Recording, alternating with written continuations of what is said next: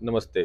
हमारा Indian stock बाज़ार पिछले 5-6 महीने से कंटिन्यू एक पेन के अंदर है और इस पेन से उभरने के लिए गवर्नमेंट का कोई भी अभी तक प्लान नहीं है। बीच में गवर्नमेंट ने एक बार टैक्स वगैरह कुछ कम किया था, लेकिन उसके बाद में अभी तक कोई भी और अनाउंसमेंट नहीं है कि जो रिटेलर्स का पैसा डूब रहा है, जो कंपनी रिज़ल्ट सही नहीं आ रहे, मैन्युफैक्चरिंग डेटा सही सही से नहीं हो रही है, उसका आगे क्या करना है। अभी कल कल के ट्रेडिंग सेशन में मतलब 12 मार्च को एक अनाउंसमेंट करती है तमिलनाडु सरकार की, जो वहाँ पे सफ़ेद चूना चूना पत्थर की जो माइनिंग होती है, उसके ऊपर प्रति टन ₹160 की रॉयल्टी ली जाएगी।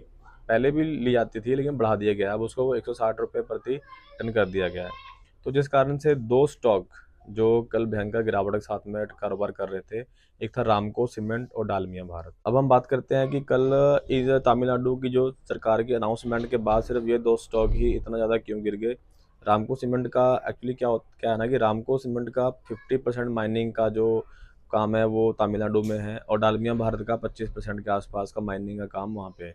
जिस वजह से रॉयल्टी बढ़ी तो इन दोनों के कंपनियों की जो मैन्युफैक्चरिंग कॉस्ट है वो बढ़ जाएगी, जिस वजह से इन दोनों ही स्टॉक के ऊपर ज़्यादा इम्पैक्ट देखने को मिला है। अब लोग ये भी सोच रहे हैं कि अगर तमिलनाडु सरकार ऐसा कर सकती है तो और भी गवर्नमेंट कर सकती हैं। जैसे कि यूपी, जहाँ-जहाँ भी मतलब इसका माइनिंग का काम होता होगा, वहाँ-वहाँ भी अगर गवर्नमेंट देखेगी तो वो भी कर सकती है। तो जिस कारण से ओवरऑल जो सीमेंट सेक्टर है वो एक ट्रबल में आ सकता है। अगर सारी के गवर्नमेंट ही ये रॉयल्टी इनकम बढ़ा देती हैं तो सीधी-सी बात है कि मैन्युफैक्चरिंग कॉस्ट बढ़ जाएगी, तो कंपनियों का जो प्रॉफ़िट मार्जिन है वो कम हो जाएगा।